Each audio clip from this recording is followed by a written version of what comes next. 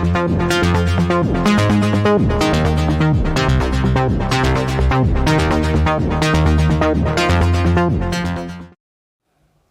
बच्चों, कैसे हैं आप सब। उम्मीद है आप सब एकदम बहुत अच्छे होंगे। आप लोगों की पढ़ाई लिखाई एकदम अच्छे तरीके से चल रही होगी। तो एक बार फिर से आप सबका बहुत बहुत स्वागत है मेरे इस रूपेश ट्यूटोरियल चैनल पे। तो बच्चों, पिछले वीडियो में मैंने आपको एक्सरसाइज 2.1 बहुपद की करके दी थी। इस वीडियो में एक्सरसाइज 2.2 हम आपके लिए लेकर आए हैं। उम्मीद है पिछले वीडियो की तरह ये वीडियो भी एकदम धमाकेदार साबित होने वाला है।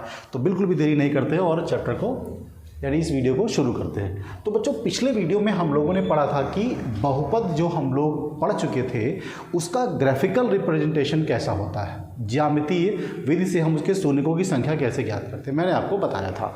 जिन लोगों ने नहीं देखा है वो लोग देख लेंगे तो ये चीज़ें उनको बेहतर समझ में आएगी। तो इस वीडियो में जो एक्सरसाइज हम आपको पढ़ाने वाले हैं उसमें बहुत ज़बरदस्त एक कॉन्सेप्ट है और इस एक्सरसाइज से एग्जाम में क्वेश्चंस आते ही आते हैं। तो बिल्कुल भी शांति से आप देखते जाइए, चीज़ें आपके लिए एकदम मक्खन होने वाली हैं। तो बच्चों, यहाँ पर हमें पढ़ना है कि किसी बहुपद के शून्यकों व गुणांकों के बीच में संबंध।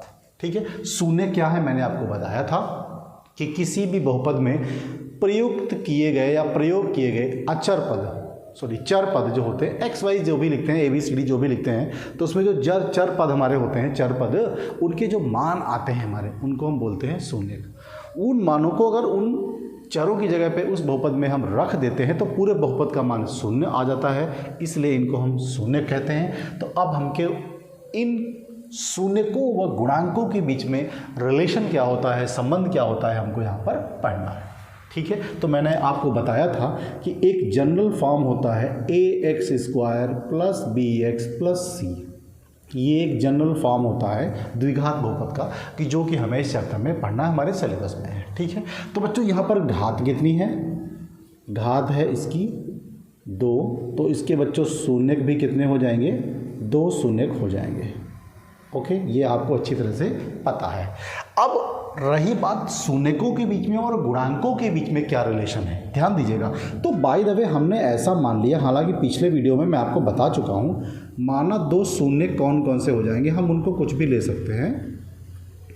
बाय द वे हमने एक को ले लिया अल्फा और एक को ले लिया बीटा।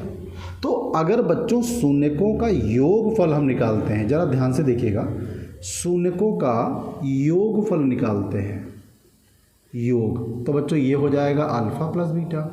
ओके, तो इसका एक फार्मूला है -x का गुणांक, ध्यान दीजिएगा इस बात को, बगैर इसके काम नहीं चलने वाला, और बटे में लिखेंगे x² का गुणांक। अब यहाँ पर प्रॉब्लम ये आपको आ सकती है कि बाय द वे वो बहुपद आपको x के पदों में ना लिखा हो, फिर तो आप x और x² को गूगल पे ढूंढते रह जाएंगे, है ना। तो इससे बेहतर तरीका ये है कि अगर अल्फ़ा + बीटा को हम ऐसा समझ लें। अब ज़रा गौर से देखिए, यहाँ पे x का गुणांक बच्चों कितना है, b, तो ये फार्मूला क्या बन गया, -b अपॉन में x² का गुणांक बच्चों कितना है, a, तो यहाँ पर a लिख दिया, ये हमारे लिए बेहतर है। ओके, तो जो भी इक्वेशन हमको दे रखी होगी उसको हम क्या करेंगे, इससे तुलना कर देंगे, तो वहाँ से A, B और C के मान आसानी से निकाल लेंगे, और जब निकाल लेंगे तो यहाँ पर हम उनके बीच में एक रिलेशन स्टेब्लिश कर देंगे, पता कर लेंगे। अब बच्चों यहाँ पे हम देखते हैं कि शून्यकों का गुणनफल क्या होता है।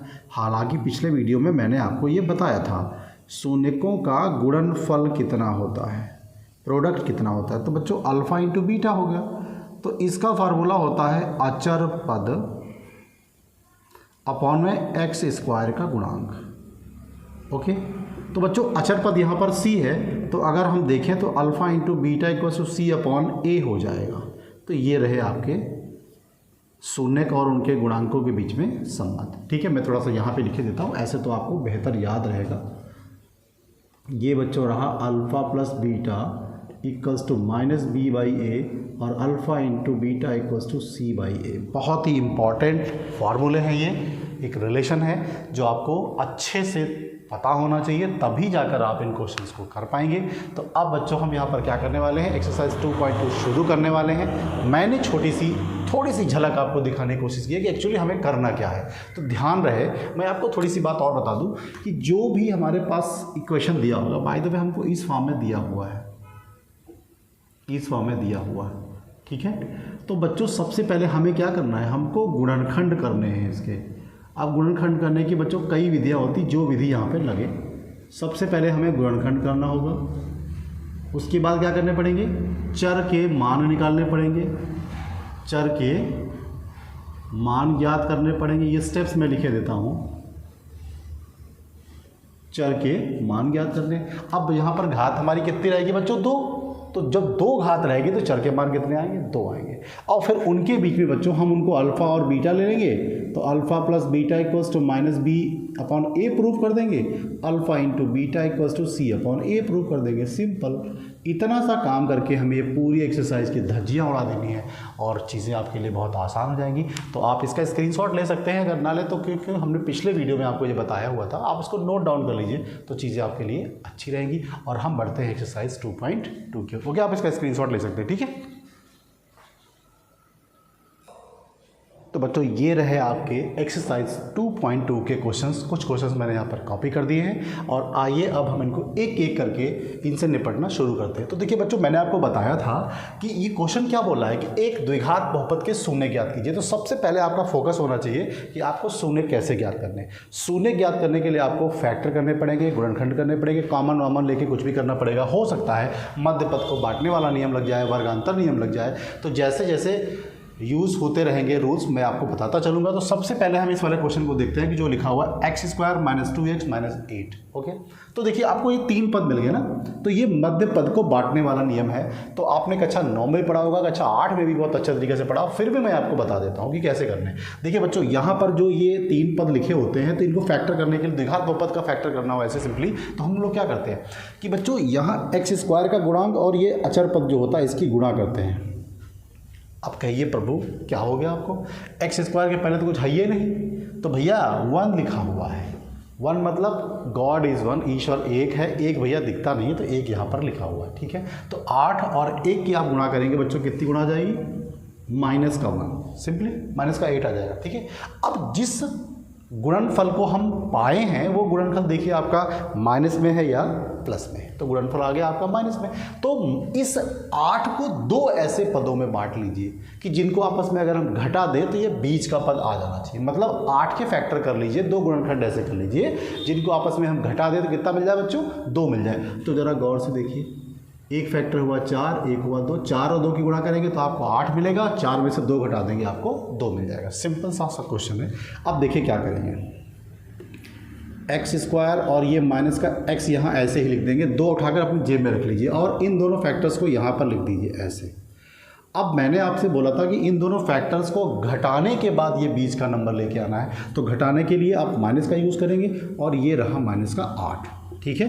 अब इस ब्रैकेट को आप खोल दीजिए, देखिए ये ऐसे हो जाएगा, ये साइन चेंज हो जाएगा और ये -8। अब बच्चों देखिए यहाँ पर घटाएंगे तो हमको बीच का पद वैसे ही मिलेगा, तो इसी को बोलते हैं मध्य पद को बांटने की विधि।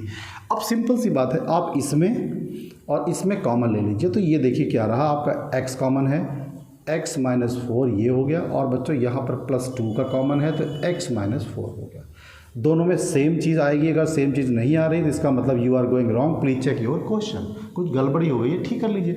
अब देखिए हमने कॉमन ले लिया तो आपका ये x बचा और ये +2 बचा, इतनी चीज़ आपको अच्छे से पता है। सिंपल।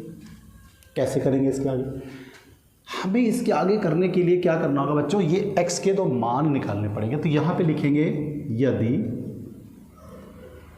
x - 4 = 0 देन x = 4, ये एक शून्य का आ गया, x का एक मान आ गया। उसके बाद यहाँ भी आएंगे, फिर से लिखेंगे यदि x + 2 = 0 देन x = -2। तो बच्चों x के 2 मान हमको यहाँ पर मिल जाते हैं, x = 4, x = -2, 2 मान मिल गए बच्चों, यही शून्य हो गए हमारे। तो ये 2 शून्य हो गए, आपने आधा क्वेश्चन कर दिया। By the way question 4 number का आता है, तो अगर आप आधा करते हैं तो आपको 2 नंबर मिल जाएंगे, लेकिन हमें पूरा करना है, हम आधे से संतोष करने वाले नहीं हैं। चलते हैं आगे, कैसे करेंगे। अब यहाँ पर बच्चों करनी है सत्यता की जाँच, सत्यता की जाँच करनी है। ज़रा देखिए, थोड़ा सा मुश्किल तो नहीं कह सकते, थोड़ा सा समझना है। सत्यता की जाँच करने के लिए क्या करेंगे बच्चों, बहुपद, बहुत ध्यान से देखिएगा, जो हमारे पास लिखा हुआ है x² - 2x - 8 की ax² + bx + c = 0 से, आप 0 ना लिखें, ऐसे छोड़ दीजिए, से तुलना करने पर। अब बच्चों तुलना करने का मतलब है भैया हमको ए और बी के मान निकालने हैं और सी के मान निकालने हैं, ठीक है। अच्छा एक चीज़ मैं और आपको बता दूं, चलिए अभी बाद में इसको करेंगे। तो देखिए बच्चों एक्स स्क्वायर के पहले ए लिखा हुआ, यहाँ एक्स स्क्वायर के पहले प्रभु हैं 1, तो बच्चों यहाँ पर ए का वैल्यू कितना आया 1, बी का वैल्यू कितना आया -2 और सी का वैल्यू आया -8। ओके, अब ले लेंगे यदि जो शून्यक हमारे आए थे उनको हम अल्फ़ा बीटा के रूप में लिख लें। आप ना लिखिए, खाली शून्यक मान के चलें तब भी हो जाएगा, कोई दिक्कत नहीं होगी। तो अल्फ़ा इक्वल्स टू 4 ले लिया और बीटा इक्वल्स टू -2 ले लिया, सिंपल। अब सत्यता की जांच कैसे करेंगे, हमने पहले पढ़ा था alpha plus beta equals to -b/a। अब बच्चों अल्फ़ा का वैल्यू है 4 और प्लस बीटा का वैल्यू है -2, बी का वैल्यू हमारे पास -2 रहा यहाँ और ए का वैल्यू हमारे पास रहा 1। अब ज़रा गौर से देखिए, इनको अगर हम घटाते हैं तो ये 2 आएगा और यहाँ पर देखिए एक चीज़ मैंने यहाँ गलत कर दी है कि b का वैल्यू -2 है, तो आप इसको ऐसे लगाएंगे इस तरह से, तो ये 2 रहा और ये माइनस माइनस प्लस हो जाएगा। देखिए ये दोनों चीज़ें एक जैसी आती हैं, ठीक है। अब मैं इसको थोड़ा सा यहाँ पे करता हूँ, शून्यकों का गुणनफल कैसे निकालेंगे। Alpha into beta equals to formula आपने पढ़ा है c/a। अल्फ़ा का वैल्यू है आपके पास ये देखिए 4 और बीटा का वैल्यू है बच्चों -2, सी का वैल्यू है -8 और ए का वैल्यू है 1। इन दोनों को आप गुणा कर दीजिए, -8 और ये -8, दोनों चीज़ें बिल्कुल सेम है यहाँ पर भी और यहाँ पर भी। तो इस तरह से समीकरण में जो हमने शून्य निकाले थे इनकी सिद्धता की जांच भी यहाँ पर हमारी हो जाती। तो उम्मीद है क्वेश्चन आपको समझ में आया होगा और हम लोग बढ़ेंगे क्वेश्चन नंबर 2 की तरफ। बिल्कुल सेम टू सेम ऐसे क्वेश्चन करते जाने हैं, ठीक है। दूसरा क्वेश्चन कैसे करेंगे बच्चों, इसके फैक्टर भी वैसे कर देंगे हम लोग, 4 और 1 का मल्टीप्लाई करेंगे, 4 और 1 का मल्टीप्लाई। सिंपली पहले हमें यह ध्यान देना है कि हमको फैक्टर करना है, जो भी हमारे पास चर मौजूद हो उसके मान हमको यहाँ पे निकालने हैं। तो ये हमारे पास रहा 4 और 1 4। तो बच्चों 4 के फैक्टर ऐसे करने हैं जिन दोनों को हमें जोड़ देने पर, यहाँ पे मैंने क्वेश्चन गलत लिख दिया है, जरा इसको चेक करते हैं। 4 कम, हाँ मैंने क्वेश्चन गलत लिखा है यहाँ पे 4 ऐसे हैं, ये देखिए थोड़ी सी मिस्टेक हुई है, माइनस का 4 ऐसे है और प्लस का 1 है। तो ठीक है, 4 और 1 की गुणा करते हैं ऐसे, तो 4 और 1 की गुणा 4 आई, इसको जोड़ने पर हमको क्या मिलना चाहिए, वो भी 4 मिलना चाहिए। तो 2 दूनी 4, 2 फैक्टर हो जाएंगे हमारे। सिंपली इसको ऐसे करते जाएंगे, 4s² माइनस का s कर देंगे, यहाँ लिख देंगे 2 + 2 और +1, खोल दीजिए इसको, 4s² -2s +1 कॉमन ले लेंगे, यहाँ पे 2 कॉमन रहेगा, s कॉमन रहेगा तो ये हो जाएगा 2s -1, यहाँ पर -1 कॉमन रहेगा तो अंदर का साइन चेंज हो जाएगा 2s -1। याद रहे दोनों में सेम चीज़ आनी चाहिए, अदरवाइज क्वेश्चन रॉन्ग हो जाएगा। तो यहाँ पे क्या करना है, 2s -1 और ये एक साथ लिख लेंगे 2s -, सिंपल। अब लिख देंगे यदि 2s -1 = 0 तो 2s = 1, s = 1/2, एक वैल्यू यहाँ से आ गई। इसी तरह से यहाँ से भी आ जाएगा s = 1/2, तो यहाँ पे हो जाएगा s = 1/2, 1/2। ये तो रहे आपके शून्य का। ओके, अब सिंपली फिर से हम कंपेयर कर लेंगे इन दोनों को, a b c की वैल्यू निकाल लेंगे सत्यता की जांच करने के लिए। अभी इसको हटा देते हैं, यहाँ लिखेंगे सत्यता की जांच करना, सत्यता की जांच करना। तो इसको क्या करेंगे, ax² + bx + c से क्या कर देंगे बच्चों, सिंपली वही काम करना है पुराना, बार बार तुलना कर देने पर। तो देखिए ध्यान से, a का वैल्यू हमारे पास कितना है 4 और b का वैल्यू -4 और c का वैल्यू है बच्चों 1। अब चुपचाप क्या करिए, अल्फ़ा प्लस बीटा ले लीजिए, तो अल्फ़ा 1/2 ले लीजिए और बीटा भी 1/2 ले लीजिए, सिंपल। तो बच्चों यहाँ पे लिखेंगे अल्फ़ा प्लस बीटा = -b/a। अब रही बात हमारे पास अल्फ़ा की वैल्यू कितनी है, 1/2 + 1/2 -b का मतलब बच्चों 4, ऐसे ये देखिए और ये रहा, ठीक है। तो मेरे ख्याल से कुछ तो गलत है क्या, यहाँ पे 4 4 1 हो गया, -b/a मैंने गलती की, यहाँ पे a का वैल्यू हमारा है 4, तो यहाँ पे बच्चों 4 लिख देंगे। अब देखिए ये दोनों को ऐड करेंगे तो बच्चों सिंपली 1 आ जाएगा, यहाँ पे 4/4 हो जाएगा, ये कैंसिल होगा तो 1 = 1 हो गया। इसी तरह से अल्फ़ा इंटू बीटा कर लेंगे, c/a। तो बच्चों अल्फ़ा की वैल्यू कितनी है 1/2, बीटा की वैल्यू 1/2 है बच्चों, c का वैल्यू कितना है 1, a का वैल्यू है 4। देखिए दोनों LHS और RHS हमारे सेम आते हैं, तो इस तरह से यहाँ पर सत्यता की जांच हो जाती है और यहाँ पर सत्यता की जांच हो जाती है। तो याद रहे आपको सबसे पहले क्या करना होगा, जो भी हमको क्वेश्चन दिया होगा, जो भी हमें द्विघात बहुपद दिया होगा, हम उसके फैक्टर कर लेंगे, गुणनखंड कर लेंगे, चर राशि के 2 मान निकाल लेंगे, फिर दिए गए समीकरण के जो 2 मान आएंगे हमको, उन्हें हम कह देंगे ये शून्यक हो गए।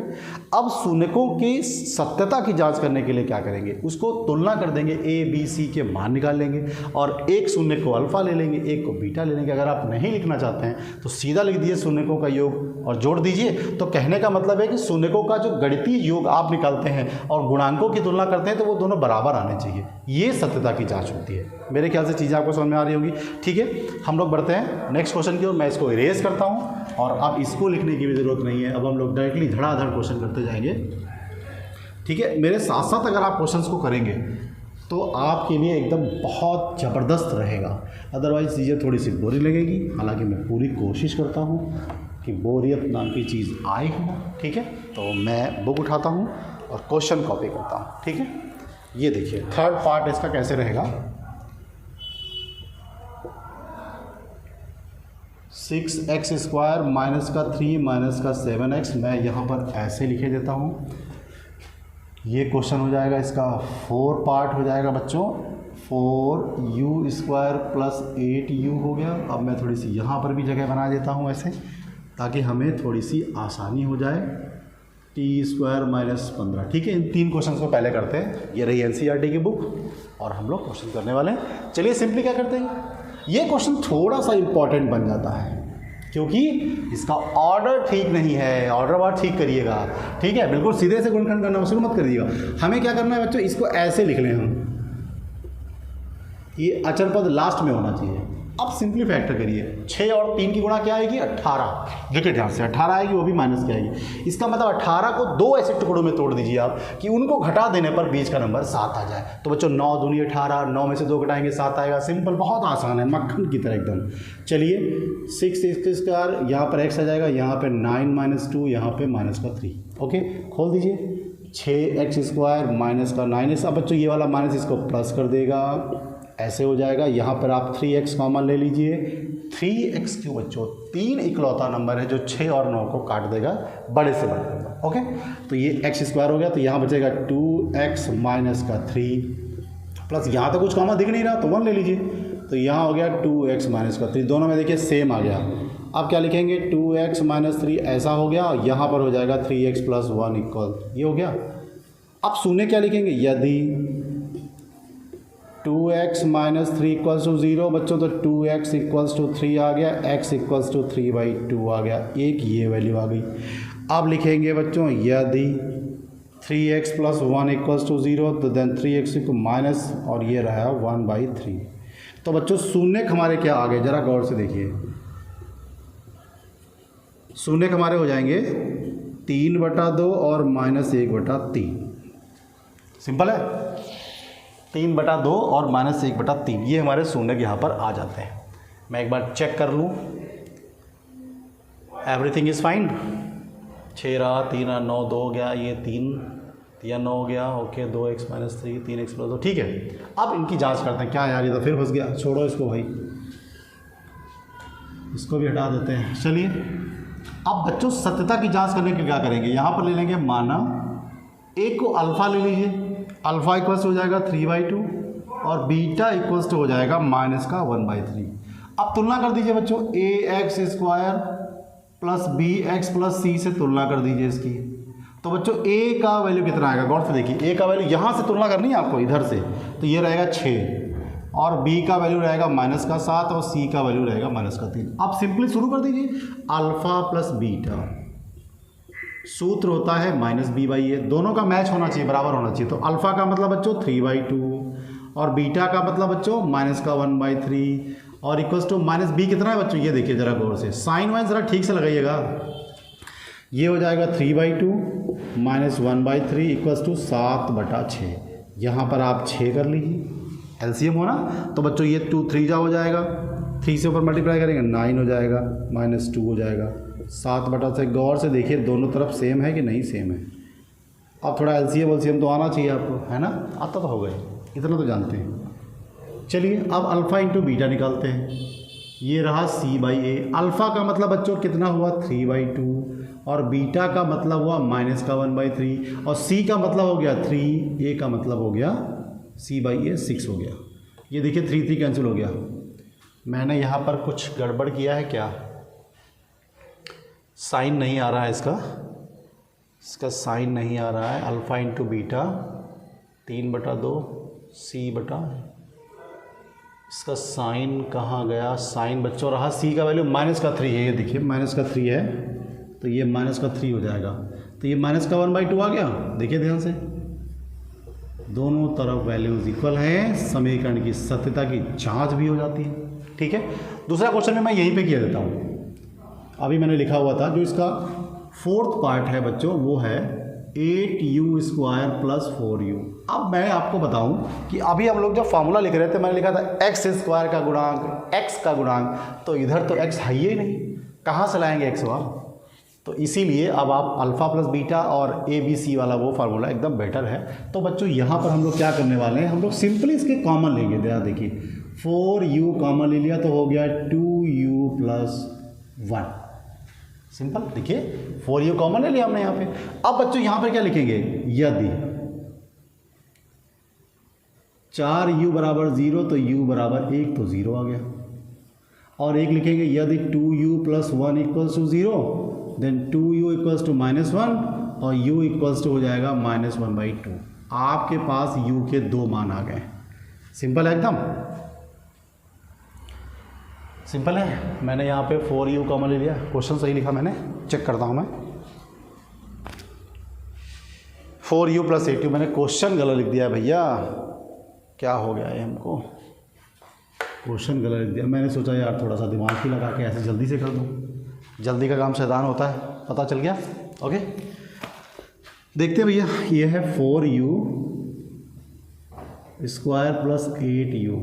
अच्छा एक बात है, क्वेश्चन में कहीं गलत हो गया ना तो तुरंत ही पता चल जाता है कि भैया कुछ तो गलत हो रहा है। चलते हैं कॉमन लेते हैं। तो बच्चों यहाँ पे 4u कॉमन हो जाएगा हमारा, तो बचेगा u + 2।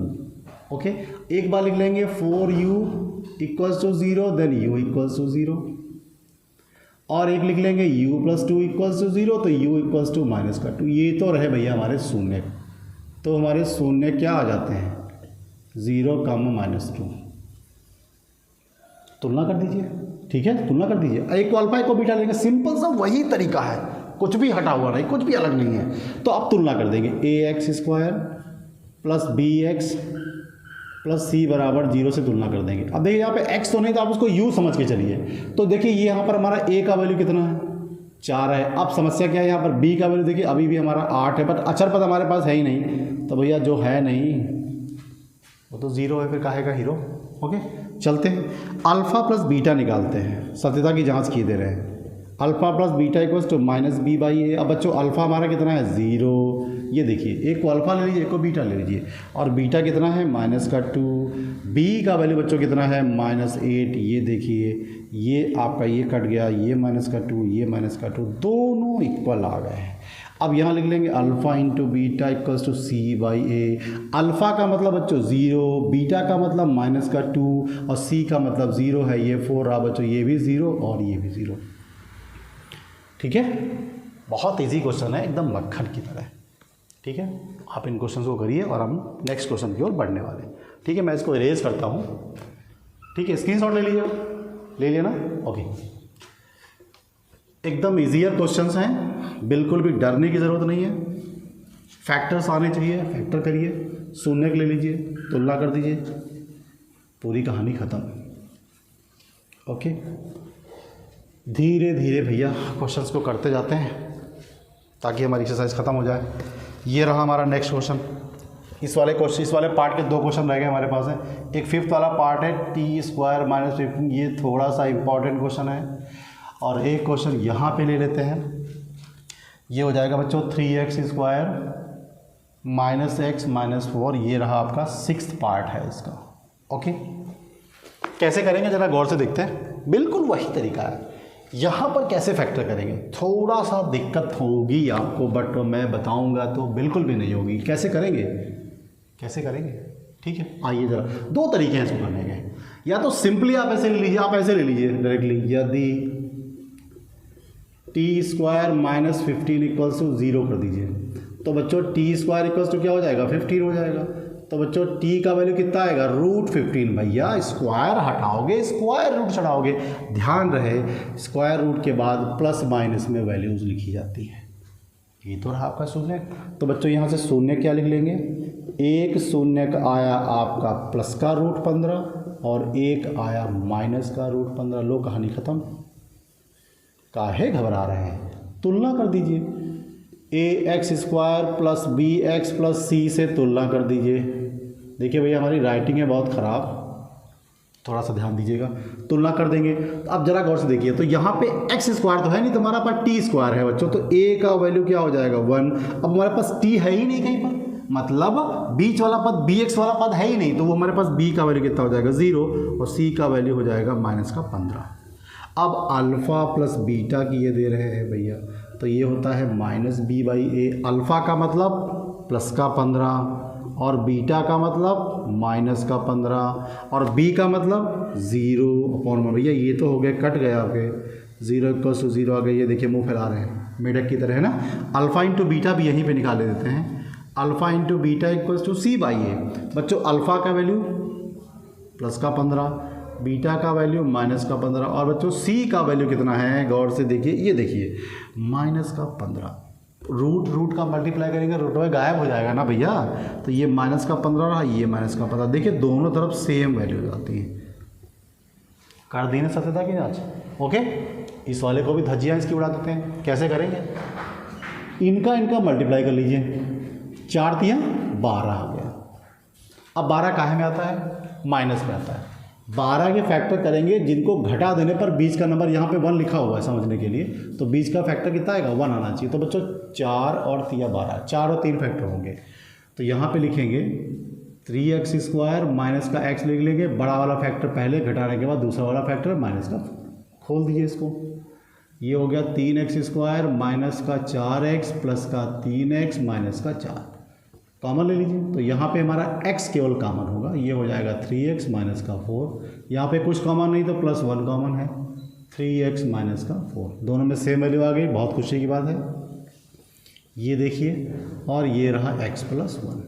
तो यहाँ पर लिखेंगे यदि 3x - 4 = 0, तो यहाँ से x का वैल्यू कितना आएगा, ये रहा 4, x का वैल्यू आया 4/3। ठीक है, दूसरा ले लीजिए, यदि x + 1 = 0, तो x का वैल्यू -1 आ गया। अतः शून्य तुम्हारे हो गए, तुम्हारे 4/3, -1, ये शून्य हो गए। अब एक को अल्फ़ा ले लेंगे, एक को बीटा ले लेंगे, तुलना कर लेंगे, कहानी ख़त्म हो जाएगी।